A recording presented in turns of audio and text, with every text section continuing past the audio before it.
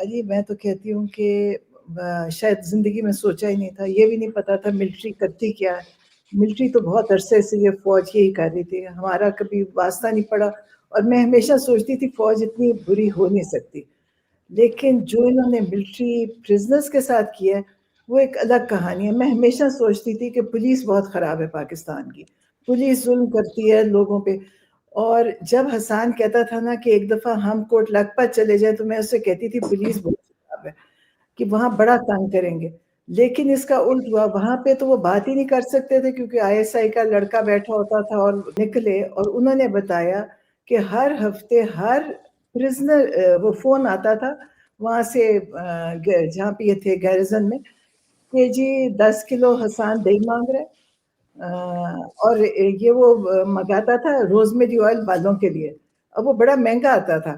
اور وہ کہتے تھے ہر ہفتے تو وہ جو میری بیٹی لے کے جاتی تھی وہ پوچھتی تھی کیسے کر سکتا ہے اتنا. اب پتا چلا وہ کہتے جی ملتا تو ان کو کچھ بھی نہیں تھا تھوڑی، اور ہر پرزنر سے 10-10 کلو مانگ رہے تھے. تو جو میرا خیال ہے کہ ہم سمجھتے تھے فوج میں کوئی تمیز تہذیب ہوئے گی، لیکن اس کے برعکس جب یہ کوٹ لکھپت آئے ہیں پولیس والے نہ ظلم کرتے ہیں، پولیس والے ان کے ساتھ ہمدردی کرتے ہیں، پولیس والوں میں کوئی احساس ہے.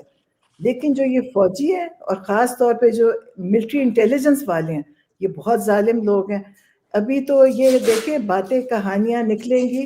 اور میں تو انشاءاللہ کیونکہ میں حسان سے کہوں گی اپنی پوری کہانی بتائے اور باقی سب پرزنرز دیکھیں. اب ہم نے ڈرنا نہیں ہے کہ ہم بتائیں گے تو ہمارے ساتھ اور ہوگا. اچھا آپ وہ بتا دو، ایک اس کی جو ابھی سیالکوٹ والے نے ہمیں بتایا ہے اسی وہ تو بیچارے کا بتا دو. اگر آپ اس غریب کی آدمی، آپ اس غریب کی آدمی. آپ یہ سوچیں کہ اتنے ظالم ہیں، وہ اتنا مسکین تھا ایک ہمبل گھر سے پیچھے کے تو چلے جو اس کے ساتھ انہوں نے ان کو جو ٹارچر ہے نا یہ مشینوں سے بھی کرتے ہیں. انہوں نے لوگوں کے ناخن نکالے ہیں الٹا لٹکا کے، ان کو جو ظلم کرتے ہیں. آپ کئی باتیں تو ہیں جو میں یہاں بتا بھی نہیں سکتی جو یہ کرتے ہیں. اور ان کے کہتے ہیں اس کے والد فوت ہوئے یا والدہ فوت ہوئی، کہتے کسی کو جانے نہیں دیتے، کسی کو نہیں. اگر آپ کا کوئی مر جائے، دیکھیں پہلے یہ تھا کہ کسی کے گھر میں کوئی انتقال ہوتا تھا تو یہ پیرول پہ ان کو باہر نکالتے ہیں.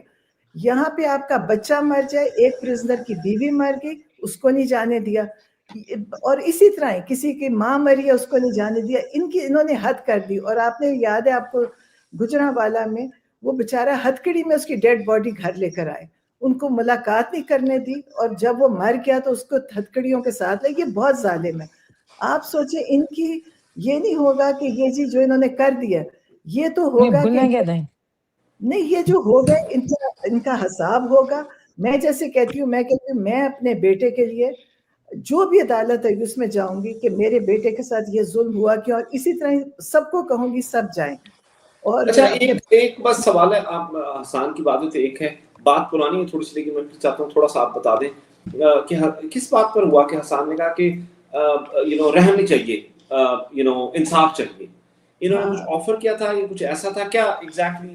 یہ کچھ معاملے کی بات ہے. مجھے حسان کا یہ نہیں پتا کہ ڈائریکٹلی آئے ہیں، لیکن جب یہ ملٹری انٹیلیجنس ملٹری کے پاس تھے نا تو وہاں پہ جو MI کا جو بھی ان کا وہ تھا وہ آیا اور اسے بلایا. سب سے پہلے حسان کو بلایا کہ تمہارے ماموں تو ڈیل کر رہے ہیں عمران خان، اب تم لوگ بھی سائن کر دو. تو اس نے کہا میں نہیں کروں گا. اور وہ یہ بھی پہچان گیا کہ جب اس کے منہ پہ کپڑا ڈال کے اور باتیں کرتے تھے کہ شکلیں تو کسی کی دکھاتے تھے، تو اس نے کہا کہ میں نے کہا کہ آپ وہی ہیں جنہوں نے مجھے پہلے رکھا تھا اور جو ٹارچر کیا تھا. تو پھر انہوں نے باقیوں کو بلایا. تو جب پہلے تو جو بیچارے جن کو سمجھ ہی نہیں تھی ان کو پہلے تو ان بیچاروں نے سائن کر دیا، پھر جب ان کو پتا چلا کہ حسان اور بہت ساروں نے نہیں کیا تو انہوں نے بھی انکار کر دیا.